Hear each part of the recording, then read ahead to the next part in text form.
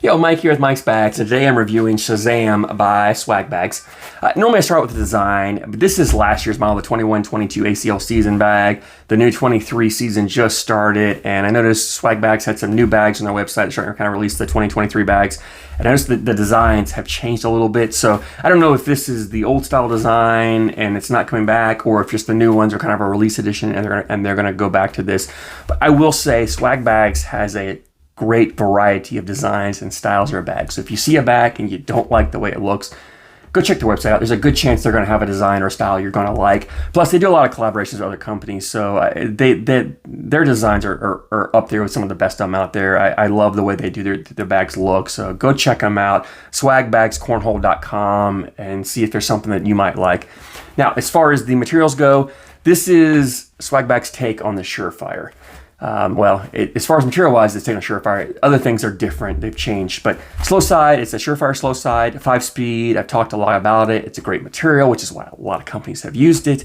It plays great in most every condition, except for when the boards start getting pretty sticky or getting a little bit of moisture on for humidity. Then this bag really just sticks up, hard to move, and you really need to switch to a carpet bag or a faster bag to kind of push that humidity or that sticky board.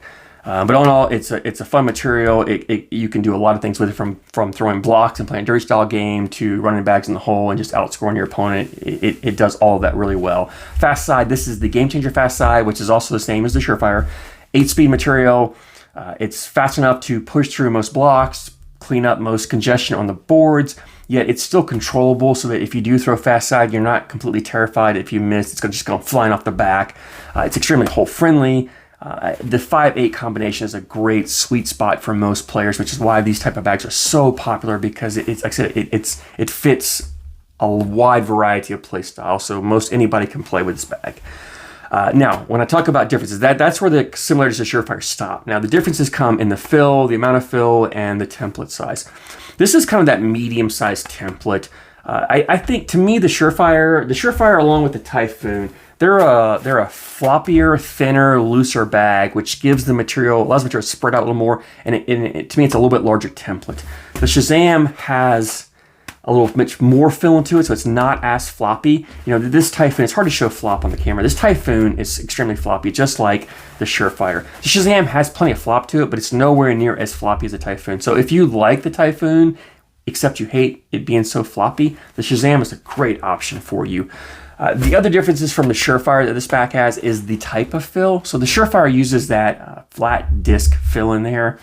Shazam the Shazam has it's a blended fill, but it's a lot of those beads in there, a little bit. So you kind of you feel a little bit of that chunkiness of the beads in there, which reminds me a lot of the Typhoon and what Reynolds uses in there. It's very similar to that. It's even maybe similar to like a BG Viking or a Wizard, if you're familiar with that. That's kind of similar to what type of fill you're getting in this bag.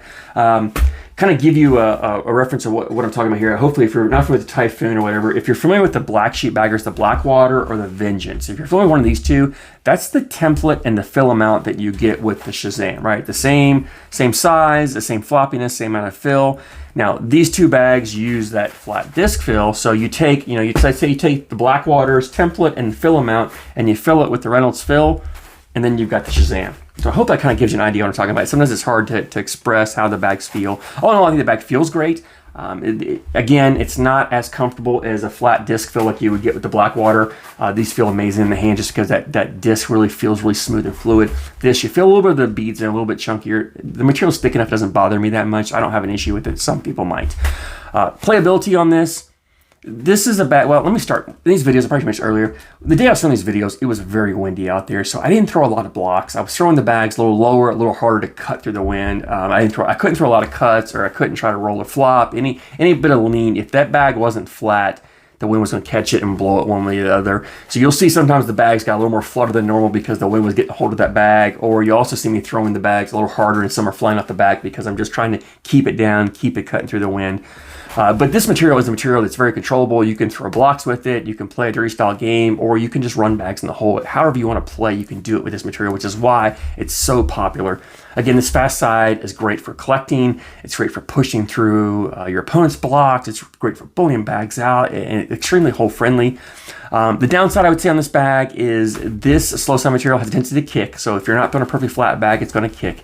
And with this bead fill is bouncier. So it doesn't hit and smooth out as much. It wants to hit and kind of walk a little bit. It gives a little bit of attitude, almost like a BG does, like the cutthroat I did, the contraband cutthroat, how it hit and wanted to walk up. You get a little bit of that here, which exaggerates that kick. So if you're a little off one side or the other as far as the tilt of the bag and it hits, that movement will cause that bag to kind of kick one way there a little more than maybe a flat disc filled bag would.